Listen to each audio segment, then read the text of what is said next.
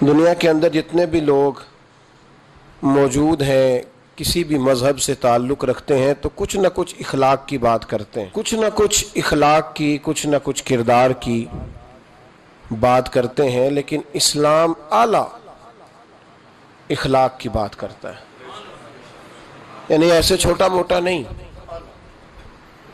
ٹھیک ہے تھوڑا بہت آپ نے کسی کے ساتھ کوئی خیر کا کام کر دیا، کبھی وہ آیا تھا جی میں نے تھوڑی بہت خدمت کر دی، تو یہ تو ساری دنیا کرتی ہے، تو ہلکا پھلکا نہیں۔ اسلام تو حضور صلی اللہ تعالی علیہ وسلم نے فرمایا میں اخلاق کی جو بلند ترین معیار تھا نا اس کی بھی تکمیل کرنے کے لیے دنیا میں آیا ہوں۔ نہیں چھوٹا موٹا تو اخلاق عام سب لوگوں میں ہوتا ہے، مطلب کسی کے آنے کے اوپر کھڑے ہو جانا، کسی کو پانی پیش کر دینا، کسی شخص مہمان گھر آیا تو خندہ پیشانی سے ملنا، تو یہ تو آپ کو پتہ ہے روٹین میں بھی لوگ کرتے ہیں۔ تو یہ جو کنتم خیر امتی میں بہترین امت ہے، تو اس کا انداز کوئی تھوڑا سا لوگوں سے مختلف ہونا چاہیے۔ میرے نبی کریم علیہ السلام نے جو اخلاقی قدریں ہمیں عطا فرمائیں ان میں کچھ چیزوں پر بڑا زور دیا، ان میں ایک اہم اور بنیادی چیزوں میں سے، اخلاق کی بنیادی چیزوں میں سے ایک بات اللہ کے محبوب علیہ السلام نے ہمیں یہ عطا فرمائی ہے کہ تم نے اپنی ذات سے اوپر اٹھ کر سوچنا ہے، خود غرضی کی زندگی نہیں گزارنی۔ میں، میرا گھر، میرے بچے، میری عزت، میں، تھوڑی دیر کے بعد پھر میں، اور شام کو پھر دوبارہ میں، میری سنی نہیں گئی، میری مانی نہیں گئی، مجھ سے پوچھا نہیں گیا، میں خدمت گزار، میں فلاں، اس سے نکلیں۔ بس میرا گھر بن جائے، میں، میرے بچے سیٹ ہو جائیں، میں ٹھیک ہو جاؤں، بھائی بھی جائے، بہن بھی جائے، پڑوسی بھی جائے، سب جائیں، میرا معاملہ بالکل مضبوط ہو جائے، مجھے کسی سے کیا لگے، یہ چھوٹی سی سوچ ہے خود غرضی کی، خود غرضی کی سوچ ہے، یعنی اپنی ذات کے۔ میرے رسول کریم علیہ السلام نے کیا خوبصورت بات ارشاد فرمائی، فرمایا من کان فی حاجت اخیہ کان اللہ فی حاجتہ، فرمایا جو اپنے بھائی کی ضرورت پوری کرنے میں لگ جائے گا نا اللہ اس کی ضرورتیں پوری فرما دے گا۔ بہت موٹی سی بات ہے کہ تو اپنی سوچ تھوڑی کھلی کرنا یار، وسیع تھوڑا سا ذہن بنا۔ یہ حماقت ہے کہ انسان اس چکر میں الجھ جائے، اپنے آپ کو تھوڑا سا اخلاق کے بلند معیار پر لانے کی کوشش کریں، کسی کے لیے کوئی چیز قربان کریں۔ قرآن مجید کی جو آیت سورہ حشر کی آیت نمبر 9 کا کچھ حصہ میں نے پڑھا ہے، اللہ کریم نے صحابہ کی تعریف کی، فرمایا وَيُؤْثِرُونَ عَلَىٰ أَنفُسِهِمْ، وہ دوسروں کے لیے قربانی دے دیتے ہیں، احصار کر دیتے ہیں، چیزیں دوسروں کو دے دیتے ہیں، اور لفظ یہ ہے وَلَوْ كَانَ بِهِمْ خَصَاصَةٌ، اگرچہ انہیں خود اس چیز کی بڑی زیادہ ضرورت بھی کیوں نہ ہو۔ یعنی ایسا نہیں ہے کہ 1 لاکھ ہے تو اس میں سے 10,000 دے دیتے ہیں، بلکہ 1 لاکھ ہے اور اس کی ضرورت بھی ہے، سویرے کسی کو دینا ہے۔ وَلَوْ كَانَ بِهِمْ خَصَاصَةٌ، انہیں حاجت ہے شدید، لیکن جب ان کے بھائی نے آ کے سوال کیا ہے تو انہوں نے اپنی حاجت نہیں دیکھی، اپنے بھائی کی ضرورت دیکھی ہے۔ یہ وہ اخلاق ہے جو قرآن پاک نے بیان فرمایا۔ یہاں ہم لوگ، ایک تاجر تو ہمارے خیر ایک بڑا غلط جملہ بولتے ہیں، میں تو ممبر پہ بیٹھ کے پورا جملہ بھی نہیں بول سکتا، ہمارے نوجوانوں کے اندر وہ جملہ عام ہوتا جا رہا ہے کہ میں تو گدھے کے لیے، میں تو کام کے لیے گدھے سے بھی دوستی کر لیتا ہوں۔ جو لفظ کہے جاتے ہیں وہ میں نہیں کہہ رہا، آپ کو سمجھ تو آ رہی ہے نا جی؟ یہ جملہ بولا جاتا ہے، یہ تو بڑے چھوٹے لوگ بات کرتے ہیں نا بھائی، بڑے چھوٹے لوگ۔ یہ کیا معیار ہوا کہ کام پڑ جائے تو گدھے سے بھی دوستی، میں پھر محتاط بات کر رہا ہوں، حالانکہ لوگ اس سے تھوڑا سا کرتے ہیں نا جی آگے بڑھ کے بات کہ میں کام پڑے تو میں نہیں، بھائی ہم نہیں گدھے سے دوستی کرتے، ہمیں تو جب کام بھی پڑے گا تو ہم پھر بھی کسی بندے سے جرانہ لگائیں گے۔ یہ کیا بات ہوئی کہ کچی باتیں کرنا چھوٹی۔ میں نے پہلے بھی آپ کو بتایا تھا کہ ایک دفعہ لوگوں نے مجبور کر کے نا تو علامہ اقبال کو الیکشن پہ کھڑا کر دیا۔ الیکشن لڑنا کوئی اتنی بری بات نہیں ہے، سیاست کا معنی تدبیر کرنا ہے، اور نبی پاک کا صحیح بخاری میں فرمان ہے کہ بنی اسرائیل کی سیاست ان کے نبی کرتے تھے۔ اب تو چونکہ لفظ میلہ بڑا ہو گیا نا تو لوگ جو ہیں وہ اس سے بچتے ہیں، جملہ اب غلط نہیں تھا، یہ بڑا خوب جملہ تھا. تو حضرت علامہ اقبال، میں لوگ کہتے ہیں میں اقبال کا فین ہوں، تو میں اقبال کا فین نہیں ہوں بھائی، میں تو ان کا عقیدت مند ہوں. فین تو بدلتے رہتے ہیں نا، تو عقیدتیں ذرا پکی ہوتی ہیں. میں اس کا عقیدت مند ہوں، اور لوگوں سے سن کے نہیں، میں اقبال کو پڑھ کے ان کا عقیدت مند ہوں. اور بس یہ میرا ذہن ہے کہ اقبال بڑا ہی اپدیشک ہے. یہ تو دل باتوں میں بھی مو لیتا ہے. کیا بات ہے اس شخص کی. تو یہ لاہور میں نا لوگوں نے مجبور کیا کہ آپ کہتے ہیں پاکستان بننا ہے، تو پھر مسلم لیگ کے الیکشن پہ ٹکٹ پہ آپ الیکشن لڑے. اب ہر بات کی ہمیں وضاحت کرنی پڑتی ہے، یہ والی مسلم لیگ نہیں جو اس وقت مسلم لیگ تھی. اب یہاں کوئی جملہ کہہ دے تو پکڑا جاتا ہے نا فٹافٹ. تو وہ والی مسلم لیگ جس کا مقابلہ کانگریس کے تھا ہندوؤں کے ساتھ تھا، تو الیکشن لڑے. مولانا محمد بخش مسلم رحمت اللہ علیہ لکھتے ہیں کہ اقبال نے نا لاہور کے ایک حلقے سے کاغذات جمع کرائے، تو کانگریس والوں نے اقبال کے، کوئی بھی برادری چھوٹی نہیں ہوتی، پر ہندو اپنی برادری میں جس کو چوڑا کہتے تھے نا، اس کو اقبال کے مقابلے میں الیکشن پہ کھڑا کر دیا. اقبال نے آج کاغذ جمع کرائے تو اگلے دن وہ بندہ جمع کرا کے آئے، تو تیسرے دن علامہ اقبال کاغذ واپس لے آئے. کہا یہ کیا بات ہوئی؟ تو کہنے لگے یار دشمن بھی تو کوئی پائے کا ہونا چاہیے نا.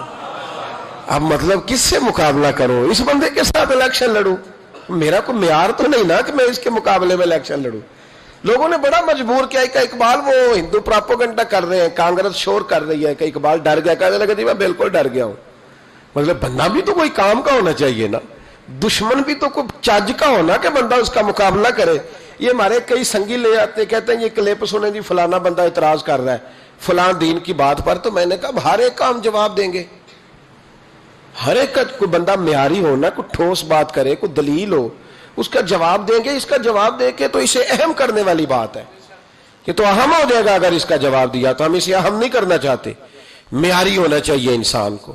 اتنی کمزور. وہ محمود غزنوی کے زمانے میں نا ایک چھوٹے سے آدمی نے اٹھ کے، جس کے ایک چھوٹی سی ریاست کا وہ سربراہ تھا، تو اس نے اٹھ کے کہا کہ میں نے محمود غزنوی سے لڑائی کرنی ہے. تو محمود کا نا ایک وزیر پیغام لے کے آیا کہ وہ فلاں چھوٹی سی ریاست ہے ہندوؤں کی، وہ کہتا ہے محمود غزنوی سے جنگ کرنی ہے. سمجھ آ رہی ہے نا میری بات کی آپ حضرت؟ تو وہ آپ تیاری کر لیں. تو محمود کہنے لگا میرا دل کرتا ہے کہ تجھے باندھ کے نا اندر تو کوڑے ماروں. اب میں اس پاگل سے جنگ کروں گا؟ محمود کا مقابلہ کرنا ہے تو ہندو کو تگڑا بندہ لے کے آئے، کوئی معیاری آدمی لائے، معیاری، اس کا کوئی معیار ہو، کوئی سٹیٹس ہو. یعنی اتنی چھوٹی بات کرنا کہ میں تو دوستی کر لیتا ہوں گدھے سے بھی مجھے کام پڑ جائے. گدھے نے گدھا ہی رہنا ہے، گدھے سے جس کو کام پڑے اب اس کو کیا کہا جائے.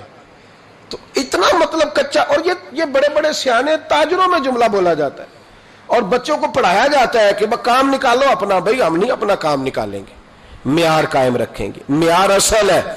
آپ کبھی بھی اونچے معیار کی بات کریں، چھوٹی بات کبھی بھی نہ کریں. قربانی جو ہوتی ہے نا، اثار، یہ آدمی کا قد بڑا کرتا ہے. امام غزالی رحمت اللہ علیہ فرماتے ہیں جس بندے کا رونے کا پروگرام بن جاتا ہے نا ساری زندگی اور روتا ہی رہتا ہے. کیونکہ حضور علیہ السلام نے فرمایا کہ اللہ بندے کے گمان کے قریب ہوتا ہے. تو فرمایا جس کا ارادہ بن جائے نا یا اللہ مجھے دے، میں تیری مخلوق میں بانٹوں گا، تو اللہ اسے اتنا دیتا ہے کہ اسے بانٹنے والا بنا دیتا ہے. تھوڑا معیار تو بلند کرے نا سوچ کا تھوڑا معیار. ایک بات آپ سے عرض کرنی ہے، تھوڑی بزرگ کچھ چیزیں سمجھاتے ہیں نا جی، تو کئی دفعہ وہ باتیں سمجھنی پڑتی ہیں. ایک درویش کے پاس کچھ دنیا دار آ گئے، دو بندے آ کے کہنے لگے بابا جی یہ جو آپ درویش لوگ علماء صوفیاء اعتراض کرتے ہیں کہ دنیا دار بڑے غلط ہیں، تو کیا ہمارے اندر کیا غلطی ہے؟ آپ ہمیں حکم کریں. ہم ایک دوسرے سے پیار کرتے ہیں تو آپ ہر وقت تنقید کرتے ہیں کہ دنیا دار ٹھیک نہیں ہوتا، مال کا حریص ٹھیک نہیں ہوتا، لالچی ٹھیک نہیں ہوتا. آپ بتائیں کیا مسئلہ ہے؟ درویش بھی تو دنیا داری کرتے ہیں نا، روٹی کھاتے ہیں، اچھے کپڑے پہنتے ہیں، تو ہم کرتے ہیں تو دنیا دار، اور تم کرو تو. سمجھ آ رہی ہے کہ نہیں آپ حضرات کو؟ اللہ تعالیٰ آپ کو جزائے خیر عطا فرمائے. ادھر دیکھیں ذرا زیادہ غور کریں میری بات. تنقید کی، دو تاجر دنیا دار آئے، تنقید کری. کہا جناب یہ کیا بات ہوئی کہ آپ بھی روٹی کھاتے ہیں ہم بھی کھاتے ہیں، آپ بھی کپڑے پہنتے ہیں ہم بھی پہنتے ہیں، تو ہم کریں تو دنیا دار اور آپ کریں تو دیندار. تو حضرت صاحب فرمانے لگے چلو تجربہ نہ کرا دیں تھوڑا سا. میں کہا جناب کرا دو. یہ کچھ زیادہ سیانے بندوں کو جب تک تجربہ نہ ہو تو انہیں بات سمجھ میں بھی نہیں آتی، گفتگو سے نہیں سمجھتے، تجربات سے سمجھتے ہیں۔ پر میں تجربہ کرا دے کہ حضور کرا دے، تو حضرت صاحب نے نا ان کے ہاتھ باندھ دیے یہاں سے، لکڑی کے ساتھ نہیں، بازو ٹوٹ جائے تو باندھا کرتے ہیں، تو یہ جوڑ باندھ دیا۔ آپ کو پتہ ہے کھانا کھانے کے لیے یہ جوڑ نہ ہو تو روٹی کھائی نہیں جا سکتی۔ اللہ تبارک و تعالیٰ نے انسان کی سہولت کے لیے اسے بڑا ہی خوبصورت پیدا فرمایا ہے۔ تو یہاں نا باندھ دی پھٹیاں ان کو، دونوں دنیا داروں کو، تو فرمایا جی روٹی کھائیں، آپ کا امتحان ہونے لگا ہے۔ میں کہا یہ کون سا مسئلہ ہے؟ یوں کر کے سالن کے ساتھ لگاتے اور یوں اوپر کر کے نا منہ میں پھینکتے روٹی، روٹی تو کھا لی پر کپڑے سارے بھر گئے، منہ بھی بھر گیا۔ حضرت فرمانے لگے جاؤ اندر سے 2 درویشوں کو بھی بلاؤ۔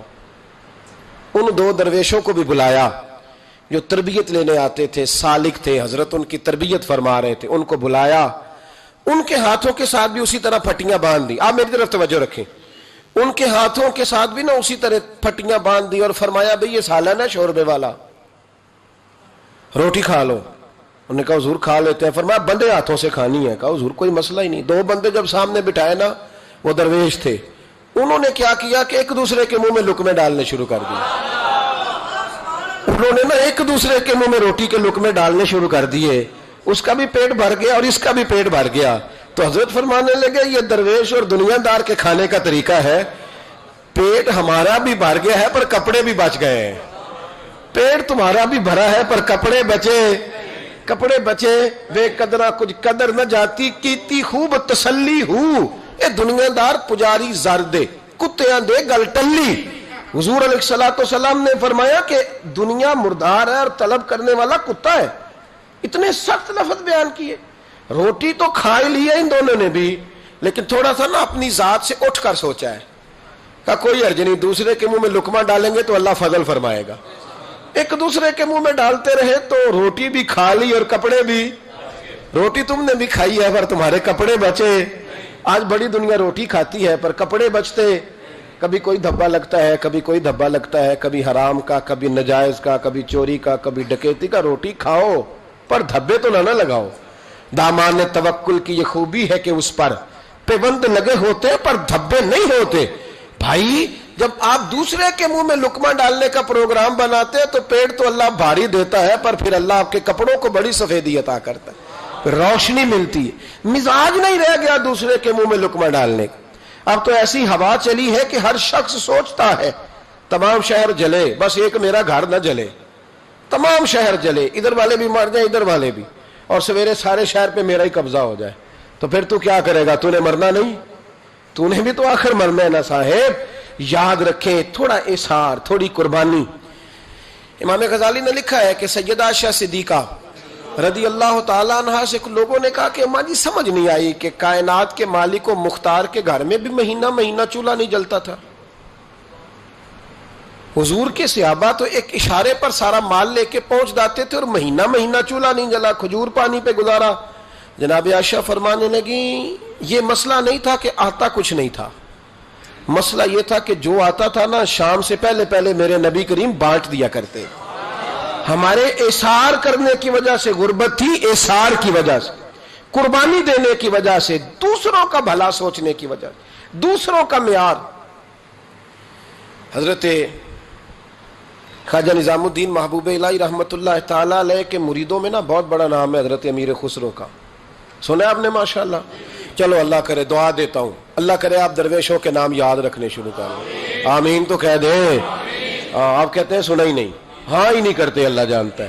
نام سنا ہے نا حضرت امیر خسرو کا، اتنا بڑا شخص ہے، اتنا بڑا شخص، یہ واحد وہ مرید ہے اپنے مرشد کا، حالانکہ خلیفہ نہیں تھے، خلیفہ تو خواجہ نصیر الدین چراغ تھے، لیکن خواجہ نظام الدین فرمایا کرتے تھے میرا دل کرتا ہے کہ مجھے رب اجازت دے تو میں اسے اپنے ساتھ قبر میں بھی دفن کر لوں، قبر بھی اکٹھی ہو، ایسا معیار تھا۔ بس ہوتے ہیں نا کچھ لوگ مثل تعویذ ہوتے ہیں، کچھ لوگ وہ جب بھی ملتے ہیں شفا ہوتی ہے، ہوتے اب کیا کیا جائے، کچھ لوگوں کی ادائیں ہوتی ہیں، وہ بڑا کچھ نچھاور کرتے ہیں۔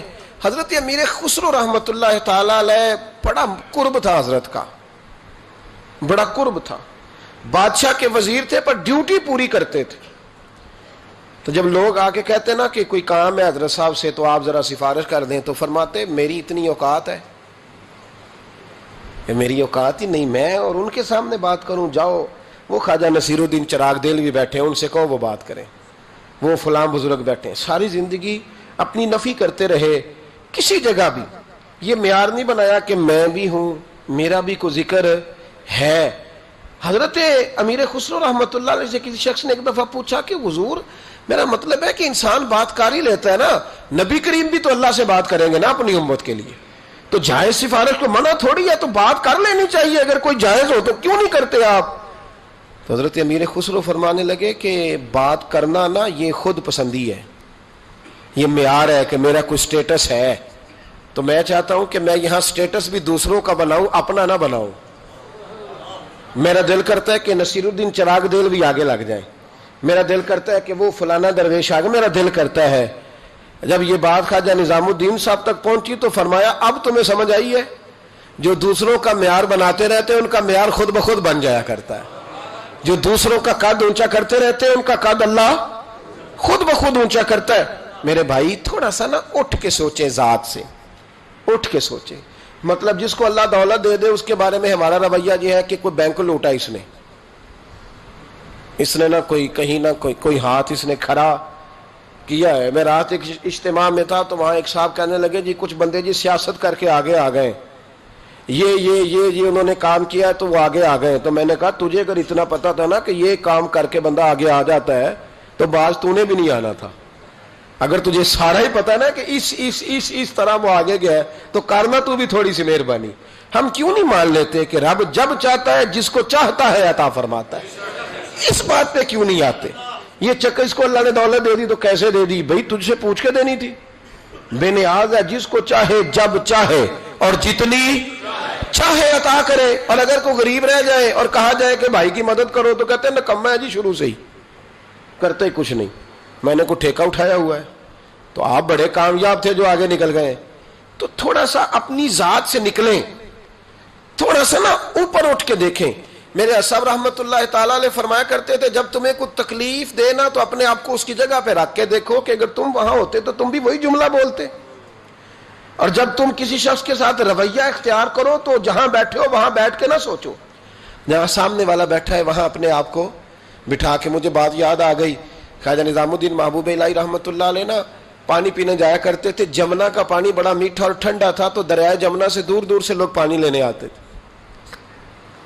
تھوڑی سی آبادی ہوتی ہے نا جب کسی شہر میں تو اپنے محلے کے شہر کے لوگوں کو انسان پہچانتا ہے. بڑی آبادیاں ہو جائیں تو پھر چلو مشکلات ہوتی ہیں, تھوڑی تھوڑی اس وقت آبادی رہتی تھی. فرماتے کہ میں جمنا کے کنارے جب پانی لینے گیا تو میرے محلے کی ایک عورت وہ جمنا کراس کر کے نا پل کے اوپر سے تو دوسری جانب ایک کنواں تھا تو وہاں سے پانی بھر کے لا رہی تھی. تو رستے میں اس نے سلام کی تو میں نے کہا بیٹے کہاں سے آ رہی ہو؟ کہنے لگی وہ کنویں سے پانی لا رہی ہوں. تو میں نے کہا بیٹے زمانہ جمنا کا پانی پیتا ہے اور تم کنویں کا. تو بڑی وفادار تھی اپنے خاوند کی, کہنے لگی حضور چھوٹا سا راز ہے, کسی کو آج تک بتایا تو نہیں, پر آپ تو ہمارے مرشد ہیں نا, آپ تو شیخ ہیں, آپ سے تو دعا لینی ہے, آپ کو بتا دیتی ہوں حضور یہ جمنا کا پانی نا کھانا زیادہ ہضم کرتا ہے, زیادہ ہضم کرتا ہے. تو کنویں کا پانی نا تھوڑا سا کھارا ہے, روٹی کم ہضم کرتا ہے. میرے خاوند کی نا آمدن ذرا تھوڑی ہے تو میں بجائے شکوہ کرنے کے بچوں کو کنویں کا پانی پلاتی ہوں تاکہ روٹی تھوڑی کھائیں اور ہمارا گزارا ہوتا رہے. حضرت نظام الدین محبوب الہی رحمت اللہ علیہ فرمانے لگے پتر میں کوئی مالدار صوفی نہیں, غریب ہوں پر وعدہ ہے جب تک زندہ رہوں گا نا تیرے گھر میں ماہانہ خرچہ میں بھیجا کروں گا. عرض کی حضور کیوں؟ فرمانے لگے تو گھر کی چار دیواری پر بیٹھ کر, گھر کی چار دیواری کے اندر بیٹھ کر دکان پر اور کام پر مزدوری کرنے والے اپنے شوہر کے بارے میں اتنی اچھی سوچ رکھتی ہے. یعنی وہ مزدوری کرنے گیا تو تیرا خیال ہے میں بوجھ نہ ڈالوں, جو دیتا اس میں گزارا کروں. فرمایا اگر تو اپنی ذات سے اٹھ کے سوچ سکتی ہے تو پھر تیرا سلوٹ بنتا ہے, اور تجھے سلوٹ یہ ملے گا کہ نظام الدین ہر مہینے تیری روٹی کا بندوبست کیا کرے. یہ سلوٹ ہے میری طرف سے. معیار بنائے, تھوڑا اٹھ کے. نہ خامد سوچتا ہے بیوی کے لیے, وہ کہتا ہے آپ تو سارا دن گھر میں فارغ بیٹھی ہیں جی. او بھائی تو بھی ذرا فارغ بیٹھ نا, مہربانی کر, 3-4 دفعہ تو بھی لے جا بچے کو واش روم, اس کا پیمپر شیمپر تبدیل کرنا تو بھی 3-4 دفعہ گھر میں. تو بھی ذرا کھڑا ہو اس کے آگے باورچی خانے کی آگ کے تو بنانا نا روٹیاں. اور تجھے چلے پتہ اور 4 ہوں بچے تو فرمائش ہو سب کی الگ الگ، ایک نے کھانا ہے انڈا اور دوسرے نے کھانا تو ہے انڈا پر آملیٹ والا کھانا ہے، اور تیسرا کوئی اور ضد کر رہا ہے، چوتھا کوئی. کبھی بچوں کی اماں گھر میں کہتی ہے نا کہ یہ جو بڑے والا ہے نا یہ مجھے بڑا تنگ کر رہا ہے، آج وہی کھائے گا جو میں نے پکایا ہے، تو میں چپ کر کے کھاتا رہتا ہوں. آپ بولتے کیوں نہیں؟ میں کہ ماں پتراں دا کیس ہے، جتنا پتر ہی ہے، تو دینا بنا کے ہن نہ دیں گی تو چٹ کو نہ دیں گی، تو شور کر لے جتنا کرنا ہے، شور کر لے، تو نے کہنا ہے میں نے نہیں دینا، ہم تنگ کر دینے یہ کر دینے، لیکن یہ بالآخر بات مجھے پتہ ہے نا یہ ہونا ہے. اور میرا خیال یہ ہے کہ میرے ساتھ اگر ایسا کریں گے تو میں تو کھانا کھاؤ پاوے مسئلہ. تو تھوڑا سا نا اپنے آپ کو دوسرے والے کی جگہ پہ رکھ کے دیکھیں. اسی طرح سے خاتون کہتی ہے کہ جی آپ تو بس چلے جاتے ہیں، آپ کو پتا یہ کتنی ٹینشن ہے. تو بھائی عورتوں کو اپنی ذات سے اٹھ کر سوچنا چاہیے کہ جو باہر کے مسائل ہیں نا، ایک دکاندار کے پاس ایک دن مجھے 30 منٹ بیٹھنا پڑ گیا، کسی کا انتظار تھا، کسی جگہ تھا، تو 30 منٹ میں نا 3-4 لوگ صرف آئے، 3-4 لوگ. تو میں نے اٹھتے وقت دکاندار کو تھپکی دی، میں نے کہا میاں تیرا ہی حوصلہ ہے، ہر بندہ الگ بات کرتا ہے، الگ داستان سناتا ہے، وہ فلانا اتنے کی دے رہا تھا، فلاں یہ کر رہا تھا. تو میں نے کہا میاں یہ تیرا ہی کام ہے، اور جس کا کام اسی کو. تو تھوڑا سا نا اپنی ذات سے تھوڑا اٹھ کے تھوڑا سا نا معیار. ایک سنگی مجھے ایک دن کہنے لگا ماشاءاللہ بڑے سفر کرتے ہیں، بڑی بات ہے، کبھی کبھی ہمیں بھی ساتھ لے جائیں. تو پورے 2 دن نہیں 1.5 دن رہا ہمارے ساتھ، پورے 2 دن نہیں 1.5 دن کے بعد میں نے کہا جانا نہیں، کہتے تہاڈا ہی کام ہے، تو آپ جائیں، آپ کا کام جانے. تو بھائی یہ کوئی آسان کام ہے؟ یہ مطلب ہماری محفلوں میں نا لوگوں کو شوق ہوتا ہے اسٹیج پہ بیٹھنے کا. میرا ذاتی تجربہ ہے کہ سب سے مشکل کام اسٹیج پہ بیٹھنا ہے، سب سے مشکل. آپ کھانس بھی نہیں تکتے طریقے سے، نہیں کھانس سکتے آپ، لوگ آپ کو نوٹ کرتے ہیں کہ صاحب کھانسیں. آپ کیا سمجھتے ہیں جو ساجد حج کے اسٹیج پہ بیٹھا ہے اس کے لیے بڑا ایزی کام ہے؟ اور اب تو اور مشکل ہے، اس لیے کہ پہلے صرف آنکھیں دیکھتی ہیں، 15 کیمرے بھی دیکھتے ہیں. تو اتنا آسان نہ سمجھے، سامنے والے کی جگہ پہ میسج یہ دے رہا ہوں، پیغام یہ دے رہا ہوں، تھوڑا احسار کریں، قربانی دیں. مطلب اپنے آپ کو تھوڑا اٹھ کر سوچیں، اپنی ذات سے تھوڑا اوپر دیکھیں. سامنے والا ایک کام کر رہا ہے، وہ ایک ڈیوٹی کر رہا ہے، وہ ایک بات کر رہا ہے. میں کئی دفعہ نرم گوشہ دیتا ہوں، آپ کو پتا ہے سخت تقریر کرتا ہوں سیاستدانوں کے بارے میں، لیکن نپے تلے جملوں میں. میں کہا کرتا ہوں کہ یار آسان کام تھوڑی ہے، 15 بندے اگر مجھ سے سوال جواب کرنے والے ہوں تو میں دیوانہ ہو جاؤں. اور ایک ایم پی اور ایک ایم این اے سے 15 ہزار بندے دوپہر میں بات کرنے والے ہوں، تو آپ اس کو آسان کام سمجھتے ہیں؟ تھوڑا سا سامنے والے کی جگہ اپنے آپ کو رکھے، پھر تھوڑا معیار بنائے زندگی کا. میرے رسول کریم علیہ السلام کے غلاموں کا مزاج یہ تھا کہ وہ دوسروں کے بارے میں سوچتے تھے، ان کے نظریات یہ تھے کہ وہ دوسروں کو آسانی دینا چاہتے تھے. ہمارے ملک میں نا 1947 میں مہاجر آئے تھے ہجرت کر کے انڈیا سے، آج تک ہے نا مہاجر. کہتے ہیں مہاجروں میں رشتہ کیوں غیر مسلم ہوتے ہیں؟ کیا مسئلہ ہے جی، کیوں نہیں کرنا؟ ابھی تک مہاجر ہیں. اور کئی دفعہ کچھ سیانے لوگ ہوتے ہیں، بزرگ ہوتے ہیں، تو بات کرتے ہیں تو جملہ بولنے کو دل نہیں کرتا، تو کبھی طبیعت زیادہ اکتا جاتی ہے. تو ایک دن ایک صاحب کہنے لگے جی وہ فلاں آدمی جو آپ کے پاس آتے جاتے ہیں تو وہ مہاجر ہے.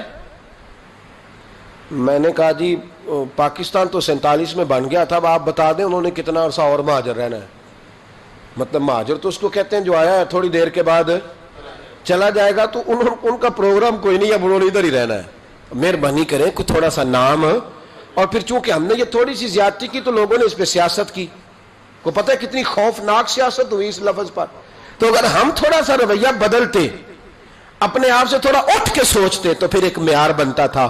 میرے رسول کائنات علیہ السلام کے غلام جب مکے سے ہجرت کر کے مدینے آئے تو انصار مدینہ نے رسیاں رکھ کے جائیدادیں بانٹی، یعنی رسیاں رکھ کے جائیدادیں بانٹ دیں، پھیتے لگا کے بانٹی کہ آدھی تیری ہے اور آدھی میری ہے. رشتہ داریاں کی، گھروں سے رشتے دیے، تعلقات بنائے.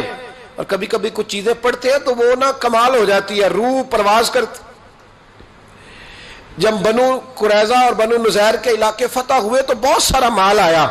میرے نبی کریم صلی اللہ تعالی علیہ وسلم کا ارادہ بنا کہ یہ جو مال آیا ہے نا، یہ مال اب دے دیتے ہیں آنے والے مہاجرین کو، اور مہاجرین سے یہ کہتے ہیں کہ وہ جو مال انہیں انصار نے دیا واپس کر دیں.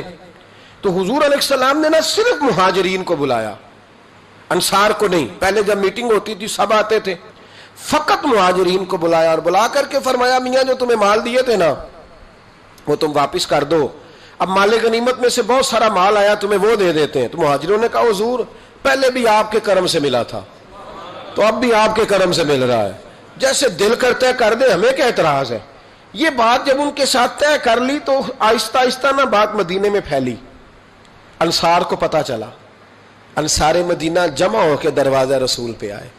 حضرت سعد فرمانے لگے یا رسول اللہ، پڑھیے درود شریف، پھر پڑھیے، تیسری دفعہ بھی کہیے گا صلی اللہ علیہ وسلم. حضرت سعد حاضر ہوئے تو عرض کرنے لگے یا رسول اللہ آج کچھ الگ معاملہ ہو گیا ہے.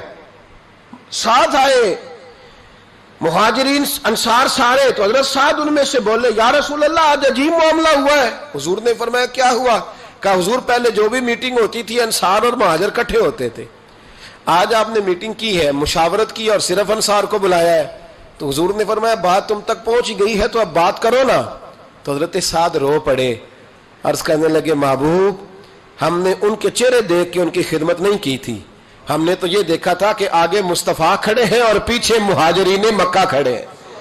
تو حضور ہم نے تو آپ کا جلوہ دیکھ کر ان کے ساتھ محبت کی ہے. یا رسول اللہ صلی اللہ علیہ وسلم آپ نے جو فیصلہ کیا سارا آنکھوں پر چھوٹی سی خواہش ہے، اگر قبول ہو فرمایا کہو.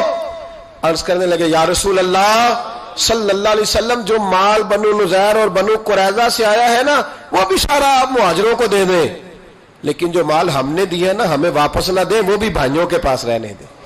حضور ہمیں ضرورت نہیں، ہم دے چکے ہیں، ہمارے دوست ہیں، ہمارے بھائی ہیں، ہمارے پڑوسی ہیں.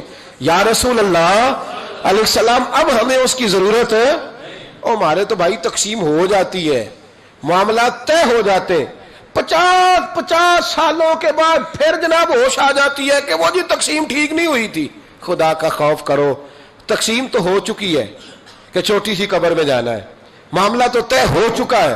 یعنی 50 سالوں کے بعد پھر سے کیس لوگ کر دیتے ہیں، پھر سے تکلیف دیتے ہیں، تکلیف میں رہتے ہیں، اذیت دیتے ہیں، کہانیاں بنتی ہیں، غیبتیں ہوتی ہیں. چھوٹے سے مال کے لیے تھوڑا سا نکلے اپنے آپ سے، تھوڑا اپنے قد سے اونچا ہو کر سوچنے کا معیار بنائیں، بڑی سوچ پیدا کریں، بڑی سوچ. اقبال سے کسی نے کہا کہ ہم پہلے تو ان کا بھی نظریہ کچھ اور تھا، بعد میں جب وہ بڑی سوچ کے مالک ہوئے تو کسی نے ان سے کہا کہ یہ ہندوستان ہمارا وطن ہے تو ہمیں کیا لگے فلسطین کے مسلمانوں کے بارے میں. تو اقبال کہنے لگے چپ کر، یہ تو نے کیا کہا؟ کہنے لگے بازو تیرا توحید کی قوت سے قوی ہے، اسلام تیرا دیش ہے. انڈیا پاکستان بنگلہ دیش نہیں، اسلام. بولیے اسلام تیرا، کیوں کہ تو مصطفی ہے، اس لیے کہ تو نبی پاک والا ہے. بازو تیرا توحید کی قوت سے قوی ہے، اسلام تیرا دیش ہے، تو مصطفی ہے، تو حضور والا ہے. لہذا تو چھوٹی بات کرتا ہے. اپنے قد سے اونچا اٹھ کے پھر بڑا مزہ آتا ہے، پھر زندگی جینے کا ذائقہ نصیب ہوتا ہے. یہ جو درویش تھے نا، درویش اللہ والے، جتنوں کی زندگی میں نے اب تک پڑھی ہے، اتنے مخلص ہو کر دین کا کام کرنے والوں کو میں نے دیکھا ہے نا، ان کی ذاتی زندگی پریشانیوں میں گزرتی. اس لیے کہ جب آپ کے ذمہ ملی خدمت ہوتی ہے نا، قومی، تو پھر ذات بڑی دور رہ جاتی ہے. پھر بڑی، ہمارے لوگ ایک لفظ بولتے ہیں کہ فلاں آدمی اب پبلک پراپرٹی بن گیا ہے، وہ تو اب قوم کا آدمی ہے. ملی زندگی تھوڑی مشکل، اور ہمارے بزرگوں نے ایسی ایسی قربانیاں دی ہیں، ایسی ایسی قربانیاں، دین کے چمن میں بہار ہے نا آج، ایسی ایسی قربانیاں ہیں کہ کبھی ہم وہ چیزیں دیکھتے ہیں نا تو سوچتے ہیں کہ یار یہ انسان تھے یا زمین پہ چلنے والے فرشتے تھے. اس طرح بھی کو کرتا ہے. شیخ شرف الدین رحمت اللہ علیہ درویش تھے دلی کے، بہت سارے لوگ مرید تھے. ایک بڑا خدمت گزار مرید تھا، مزدوری کرتا تھا، غریب تھا، تو 6 بیٹیاں تھیں اس کی. حضرت صاحب کے پاس روز آ کے کہتا حضور بچیوں کے لیے دعا کریں، اللہ کوئی اسباب پیدا کر دے. ایک بچی کی شادی کا خرچہ 1000 دینار ہے اور میں غریب ہوں. حضرت صاحب دعا کر دیتے. خانقاہ شریف کے تھوڑے ہی فاصلے پر حضرت جہاں بیٹھ کے مریدوں کی تربیت کرتے تھے، اس سے تھوڑا ہی فاصلے پر نا ایک عیسائی رہتا تھا، بڑا مالدار تھا، بڑی سارے اونٹ، گائیں، بھیڑ، بکریاں رکھی ہوئی تھی، اور حضرت شرف الدین رحمت اللہ علیہ کی بڑی مخالفت کرتا تھا. اور یہ جو آپ کا غریب مرید تھا یہ اس کا پڑوسی تھا، ایک دن بلا کے نا ان کو کہنے لگا کہ تو کدھر جا کے جو ہے وہ ٹکرے مار رہا ہے، وہاں سے کچھ نہیں ملنے والا، وہ تجھے کیا دیں گے جن کی خانقاہ خود چندے پہ چلتی ہے، مدرسہ چندے پہ چلتا ہے، مسجد چندے پہ چلتی ہے، تیری بیٹی کا معاملہ کہاں حل ہوگا؟ تو اس درویش نے کہا کہ تو میرے پیر کو نہیں جانتا، تو مجھے میرا محبوب نہیں ڈٹھا، تو پتہ نہیں نا، تو اس رستے کا مسافر نہیں، تو نہیں جانتا، ان کا بس چلے نا تو وہ ہر قیمت میں میری بیٹیوں کی شادی کرا دے۔ اب وہ عیسائی تھا، کہنے لگا اچھا چلو ٹھیک ہے، اگر اتنی بات ہے نا تو جاؤ ان سے جا کے کہہ دو کہ 6 سال کے لیے میرے ساتھ معاہدہ کر لیں، وہ میرے جانوروں کو چارہ ڈال دیا کرے، 6 سال ڈیوٹی کرے، میں 6000 دینار دے دیتا ہوں، وہ میرے ساتھ 6 سال میرے جانوروں کو چارہ ڈالے، رکھتے ہیں نا آپ چارہ ڈالنے کے لیے ایڈوانس پیسے دے کے، اب تو لوگ انہیں بھی غلام ہی بنا لیتے ہیں، بڑی تھوڑی تنخواہ دیتے ہیں، ظلم کرتے ہیں، پورا معاوضہ نہیں دیتے۔ حضرت شیخ شرف الدین کے بارے میں وہ کہنے لگا جا اپنے پیر سے جا کے کہہ کہ میرے جانوروں کو 6 سال چارہ ڈالے، میں 6000 دے دیتا ہوں، تو جو کہتا ہے ہر قیمت پہ جانے کو تیار ہے۔ اس نے جب یہ بات کی تو مرید نے ناراض ہو گیا، وہ لڑائی ہو گئی، گریبان پکڑ لیا، جھگڑا ہوا، بات بڑی دور گئی، اس طرح کی بات کرتا ہے میرے حضرت کے بارے میں، تیرے جیسے کئی میں وہاں کام پہ رکھا دوں۔ جب وہ بڑی بحث ہوئی، بات محلے میں علاقے میں پھیل گئی، دنیا نے سن لی تو شیخ شرف الدین تک بھی پہنچ گئی، اس طرح جھگڑا ہوا ہے۔ لوگ سو گئے عشاء کی نماز کے بعد، حضرت صاحب نے نا سر پہ کپڑا لیا، اس عیسائی کے دروازے پہ دستک دی، وہ باہر آیا، فرمانے لگے لوگ تو سوچ سمجھ کے ملازم رکھتے ہیں، تو نے بھی تو سوچ ہی لیا ہوگا تبھی تو مجھے آفر کی ہے، تو اپنی آفر پہ قائم ہے، واقعی مجھے رکھ لے گا اور 6000 دینار دے دے گا؟ کہنے لگا جا بابا کام کر اپنا۔ فرمایا نہیں، تو نے اتنے لوگوں میں بات کی، اتنی بحث ہوئی، تو قائم ہے؟ کہنے لگا میں تو قائم ہوں پر آپ نے نہیں قائم رہنا۔ فرمایا میں سوچ سمجھ کے آیا ہوں۔ اس نے کہا آپ ڈیوٹی کریں گے، بھینسوں کو چارہ ڈالیں گے؟ فرمایا ایک شرط، بس جب اذان ہو جائے نا تو مجھے رب کی نماز پڑھنے کی اجازت دے دینا، باقی صبح و شام جو تو کہے گا۔ اگر اس غریب کی بیٹیاں بیائی جائیں تو مجھے اور کیا چاہیے، اس کی 6 بیٹیوں کا بوجھ ہے اس کے سر پہ، تو مجھے رکھ لے۔ اللہ اکبر۔ وہ کہنے لگا چلے پہ میرے ساتھ خط بندگی کر لیں، آج کل ہم اسٹامپ کرتے ہیں، اس زمانے میں خط بندگی ہوتا تھا، غلامی کا خط، قاضی شہر کے پاس، یعنی اس کا خیال تھا کہ چلو اسٹامپ کی بات کروں گا تو بھاگ جائیں گے۔ فرمایا چل میں تیار ہوں۔ قاضی تک گئے، طے ہو گیا، 6000 دینار دے دیے۔ حضرت نے مرید کو بلایا، فرمایا پتر یہ لے جا، جا میری بیٹیوں کو روانہ کر دے۔ کہنے لگا حضور یہ کیا کر رہے ہو آپ، کچھ سوچیں۔ فرمایا یار جب تجھے بیٹا بنا لیا تو پھر میری پوتیاں تو لگتی ہیں نا، میرا حق تو بنتا ہے نا، جا کے ڈیوٹی کر، ان کو بیاہ دے۔ بات پھیل گئی، بادشاہ بھی عقیدت مند تھا، وہ 12000 دینار لے کے پہنچا۔ کیا بتاؤں ان رب کے بندوں کا دل کیسا ہوتا ہے، کیا درد ہوتا ہے، کیا رنگ۔ 12000 دینار لے کے بادشاہ آیا اور آ کے حضرت کو پیش کیے کہ حضور آپ دیں اس عیسائی کو ڈبل دیں اور جائیں کام کریں۔ آپ فرمانے لگے تو پیسے دے، شرطیں نہ لگا، میرا جہاں دل کرے گا میں خرچ کروں گا، مجھے تو مزہ ہی اب آنے لگا ہے، ابھی تو لطف آ رہا ہے، ابھی تو ذائقہ آیا ہے کچھ کرنے کا، پیسے دینے ہیں تو دے، پابندی نہ لگا، جہاں میرا دل کرے گا میں۔ اس نے کہا حضور ٹھیک ہے رکھ لیں۔ حضرت نے فجر مسجد میں پڑھی، جیب میں 12000 دینار تھے، اعلان فرمایا بھی کسی اور کی بیٹی بھی بیٹھی ہے تو پیسے میرے پاس ہیں۔ وہ 12000 دینار بھی بانٹ دیا، اور 12000 دینار بانٹ کے نا تو پھر چلے گئے کھیت میں چارہ کاٹنے۔ اس عیسائی کو کسی نے بتلایا کہ ان کے پاس تو 12000 آیا ہے پر تجھ سے جان نہیں چھڑائی انہوں نے، کہ وعدہ یہ ہوا تھا کہ 6 دیں گے تو جائیں گے، جب تک دیں گے نہیں تیرے گھر میں کام کریں گے۔ وہ نا چارہ کاٹ رہے تھے، حضرت صاحب تو وہاں پہنچ گیا، دور جا کے کھڑا ہو گیا، کہنے لگا بابا پہلے تو میں نے مسلمانوں کے اخلاق سنے تھے، اب تو میں نے دیکھ بھی لیے، پر یہ بتا جب 12000 آیا تھا جان کیوں نہیں چھڑائی؟ تو حضرت چارہ کاٹتے کاٹتے رو پڑے، فرمانے لگے تو نہیں نہ جانتا یہ بیٹیاں سانجھی ہوتی ہیں، پتہ نہیں نا، میرے رسول پاک نے تو حاتم تائی کی بیٹی کے سر پہ کپڑا رکھ کے کہا تھا بیٹیاں برابر ہوتی ہیں، تو یہ نہیں پتا جب اس کی 6 بیٹیوں کی شادی ہوئی ہے میرے اندر روحانیت کتنی بڑی ہے۔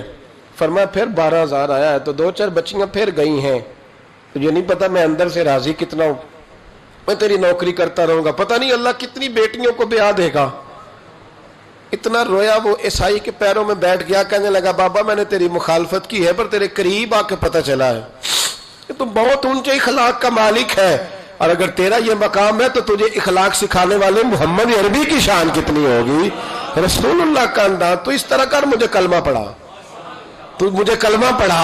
کہا بابا پہلے تو میرے جانوروں کو چارہ ڈالتا تھا، اب جتنے لوگ تیری خانقاہ میں آئیں گے نا میں ان کے جوتے سیدھے کیا کروں گا، میں نوکری کروں گا، میں ڈیو۔ اور ہمارے بزرگوں نے نا اونچا اٹھ کے، اونچا دیکھیں نا حضرت عمر فاروق رضی اللہ تعالی عنہ، وجہ کس کا نام ہے؟ اپنے تکبر میں رہنا، اپنی انا کے بت میں بند رہنے کا نام روب اور دبدبا ہے۔ حضرت عمر رات کو گلی سے گزر رہے تو مدینے کے بالکل اینڈ پہ ایک شخص کو دیکھا، اس نے خیمہ لگایا ہے اور اندر کسی عورت کے ہائے ہائے کرنے کی آواز۔ عمر دوڑے گئے، کیا بات ہے؟ کہنے لگا بڑی دور سے امیر المومنین کو ملنے آیا اور رات ہو گئی تھی تو یہاں بیٹھ گیا ہوں، سویرے جاؤں گا۔ معاملہ کیا ہے؟ ہائے ہائے کیا ہے؟ کہنے لگا میری بیوی کے پیٹ میں بچہ ہے، شاید ولادت کا وقت آ گیا ہے۔ جناب عمر رضی اللہ تعالیٰ عنہ کہنے لگے روتے کیوں؟ حضور پردیس ہے، اس کے پاس عورت کوئی نہیں۔ حضرت عمر کے چہرے پہ نقاب ہے، دوڑے گئے اپنے گھر کے دروازے پر کھڑے ہو کے اپنی زوجہ حضرت ام کلثوم کو کہنے لگے ام کلثوم یہ خاتون اول ہے، یہ صرف ادھر نہیں جائے گی ساتھ کے، اب انٹرنیشنل دورہ ہے، ورلڈ ٹور ہے تو ساتھ جائے گی۔ کہا خاتون اول ام کلثوم، جی حضور۔ فرمایا کوئی نیکی کمانے کا پروگرام ہے؟ تو کہا جناب میرا ہر وقت ہی پروگرام ہوتا ہے، آپ حکم کریں۔ کہنے لگے ولادت کے وقت عورت کو جن چیزوں کی ضرورت ہوتی ہے ذرا ساتھ لے لو، چنے لے لیے، گڑ لے لیا، گھی لے لیا، پتیلی لے لی، گلاس لے لیا، برتن لے لیے۔ حضرت عمر نے گھوڑے پہ بٹھایا، اب کرنا کیا ہے؟ تو وہ کہنے لگی آپ یہاں نا آگ جلائیں امیر المومنین، تو آپ نا چنے اور گڑ ڈالیں اور ایک چیز جو ولادت کے وقت پکائی جاتی ہے وہ پکائیں، میں اندر جاتی ہوں۔ اندر بطور دایا، دائی کے طور پر عمر کی زوجہ خاتون اول خدمت کرتی ہیں۔ وہ آدمی کہتا ہے میں نے سمجھا یہ کوئی غلام ہے، عمر نے ڈیوٹی لگائی ہوئی ہے کہ آنے والے رات کے مہمانوں کا خیال رکھیں۔ میں اوئے اوئے کر کے بھی آوازیں دیتا رہا، اوئے یہ پانی دینا، یہ فلاں دینا، جو بے تکلف لے جائے۔ اوئے کا مطلب بے تکلف لے جائے، ادھر آنا بھائی۔ غلام کو جیسے آواز دی جاتی، کہتے حد ہو گئی۔ جب اندر بچے کی ولادت ہوئی نا، بچہ رویا تو جناب ام کلثوم اندر سے بولنے کہنے لگی امیر المومنین مبارک ہو، آپ کے دوست کو اللہ نے بیٹا عطا فرمایا ہے۔ وہ کہتا ہے میرے ہاتھ میں پیالہ پکڑا تھا پانی کا، جب کہا نا امیر المومنین تو دھڑام سے پیالہ زمین پہ گرا۔ میں نے کہا عمر آپ خود ہیں اور یہ میں تو آیا ہوں تو لوگ آپ کے نام سے کانپ رہے تھے۔ جناب عمر فرمانے لگے رب نے جو مجھے روب دیا ہے نا وہ دوسروں کی خدمت کی برکت سے عطا فرمایا، یہ میرے اندر کی سچائی ہے۔ اور میرے بھائی تھوڑا سا نا نکلے ذات سے، تھوڑی اپنی سوچیں بڑی کریں، ذرا دوسرے کے بارے میں بھی تھوڑا سا سوچیں، تھوڑا دیکھیں کہ آپ کس کو کس طرح۔ میں تو کچھ چیزیں پڑھتا ہوں نا تو وہ ختم کر دیتی ہیں، سفر ہی ختم کر دیتی ہیں کہ اتنا ہی کافی ہے۔ ابن سعد نے لکھا ہے کہ احد کے میدان میں نا جب حضرت امیر حمزہ شہید ہو گئے، کان کاٹ دیے گئے، آنکھیں نکال دی گئیں، وجود کے ٹکڑے ٹکڑے ہو گئے، تو یہ نبی کریم علیہ السلام کے صرف چچے نہیں تھے، حضور کے گہرے دوست بھی تھے۔ 6 مہینے عمر کا فرق تھا، اکٹھے سارا بچپن مبارک گزرا تھا۔ میرے رسول کریم علیہ السلام کے چچا جب اس طرح شہید کیے گئے نا تو حضرت صفیہ حضرت امیر حمزہ کی سگی بہن دور سے دیکھنے کے لیے دوڑی، تو نبی کریم نے حضرت زبیر سے کہا ان کے بیٹے سے، فرمایا یہ بہن ہے، اس سے دیکھا نہیں جائے گا، یہ نصیبوں والیاں نہیں دیکھ سکتی اپنے بھائیوں کی تکلیف، تو تو جا کے نا اسے روک دے، کسی طریقے سے ماں کو منا۔ حضرت امیر حمزہ کا چہرہ نہ دیکھے، یہ بڑا پیار کرتی ہے بھائی سے، اس کے لیے تھوڑا مشکل ہو جائے گا۔ حضرت زبیر کہتے ہیں میں نے جا کے اماں کو روکا، میں نے کہا حضور فرماتے ہیں کہ حالت ٹھیک نہیں، آپ نہ آئیں، آپ سے دیکھا نہیں جائے گا۔ تو جناب صفیہ نے نا یوں کر کے آنسو پہنچے، کہنے لگی زبیر نبی پاک نے دیکھا ہے چہرہ؟ کہا دیکھا ہے۔ تو فرمانے لگی میں ہوں سگی بہن، پر امیر حمزہ سے میں نہیں اتنا پیار کرتی جتنا محمد مصطفیٰ کرتے، انہوں نے دیکھ لیا نا تو بہن بھی دیکھ لے گی۔ جناب صفیہ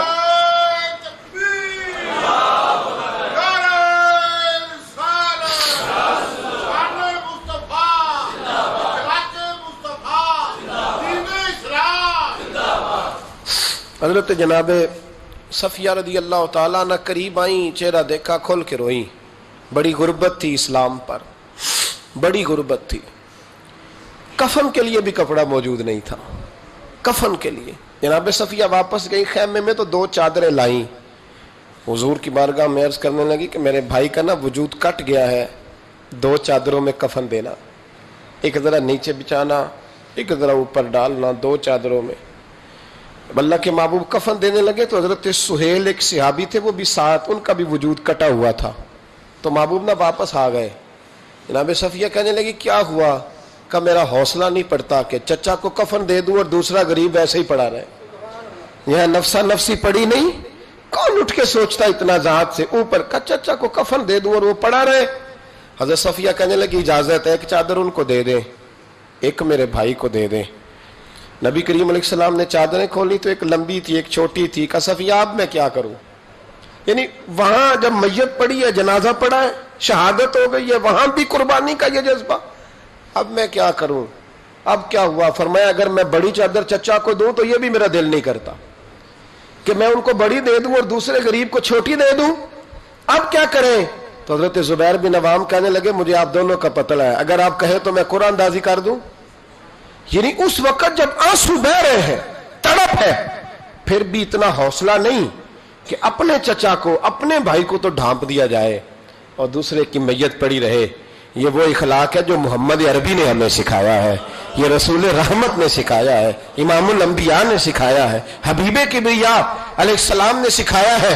قرآن دازی کی گئی تو بڑی چادر حضرت سہیل کے نام نکل آئی، چھوٹی حضرت امیر حمزہ کے نام نکلی. میرے رسول کریم نے جب چادر ان کے اوپر رکھی نا، سر ڈھانپتے تو پیر ننگے ہو جاتے، پیر ڈھانپتے تو سر ننگا ہو جاتا. محبوب نے نگاہ اٹھا کے آسمان کی طرف دیکھا تو فرمایا جلدی سے قبر میں رکھ کے قبر بند کرو، مجھے پیغام آیا ہے کہ آپ نہ سر ڈھانپ دے، پیروں پہ گھاس ڈال دے، قبر بند ہوگی تو اللہ میرے چچا کو جنت کا لباس عطا فرما دے. ڈھانپ دے جلدی سے. بھائیو، یہ قربانی، یہ ذات، اتنا بڑا درجہ ہے، اتنا بڑا اپنی ذات سے نکل کر سوچنا کہ بخاری میں جب ہم وہ حدیث پڑھتے ہیں نا تو دل عجیب اس روحانیت محسوس کرتا ہے. حضرت عمر کو جب زخم لگا نا تو خون بڑا بہہ گیا، سمجھ آ گئی کہ عمر بچیں گے نہیں. تو حضرت عمر نے بیٹے کو بلایا، فرمایا بیٹا آخری وقت ہے میرا، جناب عائشہ صدیقہ کے پاس جاؤ. گنبد خضرا میں نا 3 قبروں کی جگہ ہے، ایک میں حضور آرام فرما، ایک میں جناب ابو بکر صدیق. بیٹا زیادہ زور نہ دینا، اس لیے کہ جناب عائشہ نے وہ جگہ اپنے لیے رکھی ہوئی ہے، ان کا حجرہ ہے، وہ مالکہ ہے. ہلکا سا کہنا، ہلکا سا، پتر رو کے نہ کہنا کہیں وہ مجبور نہ ہو جائے، ہلکا سا کہنا. عمر کا دل کرتا ہے میں نے وفا کی ہے مصطفیٰ کے ساتھ، نوکری کی ہے، اگر مجھے جگہ مل جائے نا تو میں وہاں سو جاؤں. دل کرتا ہے کہہ دینا، لیکن اماں جی مان جائیں تو ٹھیک ہے، ورنہ مجھے جنت البقیع میں دفن کرنا. حضرت عبداللہ ابن عمر کہتے ہیں بڑی تکلیف میں تھا پر اماں جی کے پاس جا کے رویا نہیں، ہمت کے ساتھ بات کی. میں نے کہا اماں جی ابا جی کی خواہش تو ہے، اگر آپ اجازت دے دیں. کہتے ہیں میں تو حوصلے میں تھا پر اندر سے جناب عائشہ کی سسکیوں کی آواز آنے لگی. فرمایا جا کے عمر کو میرا پیغام دینا کہ کوئی اپنی قبر کی جگہ کسی کو بھی نہیں دیتا، اور پھر جگہ بھی وہ جس پر میرے نبی کے گنبد کا سایہ ہو، حضور کے حجرے کا سایہ، وہ والی جگہ. اور عمر سے کہنا تو نے